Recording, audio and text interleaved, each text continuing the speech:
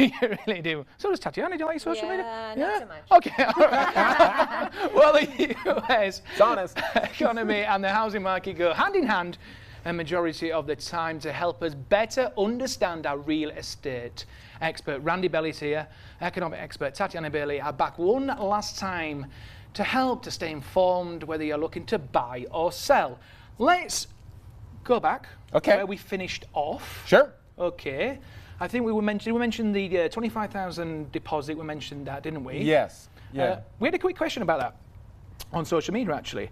Is that something that does that something back? Do they have to pay that back if that happens or not? Well, there's a couple things here with that program. You can go up to 25,000, or you can do a first generation home buyer, which is so exciting. So that means somebody who their parents didn't own a home. And it's pretty, you just sign that, hey, my folks have never owned a home, and then you get this program. It can be a grant. You don't have to pay it back.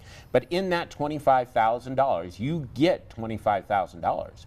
It's going to cover your down payment. It's going to cover your closing costs. You can do a principal reduction. And the cool thing, too, is right now, after the NAR settlement, National Association of Realtors settlement, sometimes the buyers have to pay their own agent for them to represent them. You could actually use a portion of that to pay your agent. Interesting. So okay.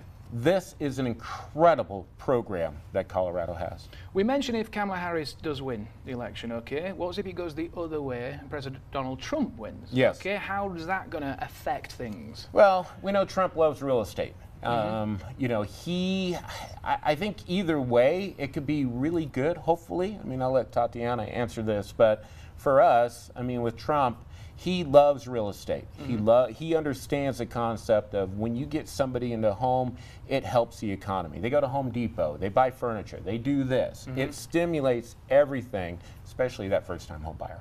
And do you agree with that? I step back as an economist and I look at the bigger picture. And my concern, and this is really true for economists on the left and the right, are tariffs. And that's a bigger geopolitical issue. But bottom line is, if we end up implementing tariffs at even half the rate that Trump is proposing, we're going to see higher inflation. Okay. There's no question. Okay. And prices today are between 25 and 35% higher than they were at the onset of the pandemic. So the rate right now, year over year, might be about 2.5%, which is where it is. But that's on top of all of the increases that we've seen. So if you slap tariffs on top of that, I'm concerned, because then that's going to play with interest rates. It's gonna, and also just people's buying power. Fascinating. I've got a question that came in, okay? Tatiana, this is for you, okay? With that general context you are seeing currently, moving forward in the US, a local housing markets include interest rate policy, okay? I'm not sure how they worded that on social media. So we're talking about policy, interest rates, etc. Moving forward, the bigger picture, okay? Where do you see it going? Where do you see it happening, especially for home buyers and even sellers, though, Randy, as well? Yeah. Well, you know, we mentioned earlier that interest rates are probably going to come down a little bit more slowly. I think you and I agree on that. And, you know, the average from 1970 to, you know, up until the pandemic of a 30-year mortgage rate was almost 8%. Yeah. Right? And why are so many people holding on to homes now? Because they got a 3%, 3.5%. Exacerbating shortage. We also underbuilt for many years after the Great Recession because it was a housing bust, and all these construction companies went out of business, or they're not building spec homes or spec neighborhoods anymore.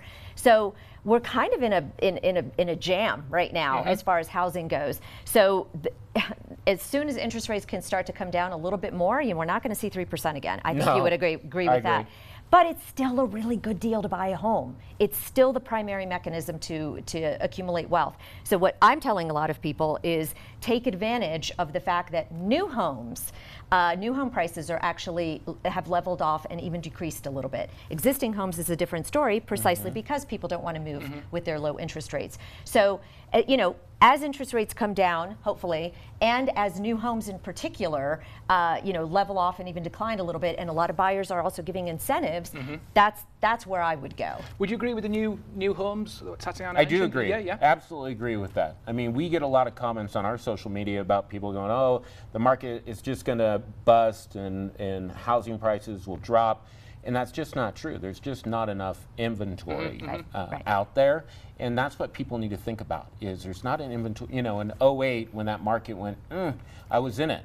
And we had a ton of inventory. And they were trying to get rid of it. We don't have that problem now. Right. But I do agree with the new bill. Go with the new bill. Tatiana, anyone watching this morning, as well as you, Randy, as well, but where can they find out more information? Ask for advice, ask for support as well from someone like yourself. Well, you know, I feel really fortunate that I get to do the weekly updates here. We love it. And it's interesting because I don't do social media, but the person who tracks it for me, it says that the real estate related ones are the ones that often get the most traction. So that's on LinkedIn, social media, Wonderful. on your Fox 21 and so forth. And then we also do a weekly economic update. And the website monthly. is on your screen right That's now right. as well. And That's also right. Colorado Lots of first-time information. home buyer as well. Tatiana, thank you so much. Randy, thank you Thank so you. much. We're back tomorrow with Friday's Loving Living Local at 9 a.m. I want to do this again if possible.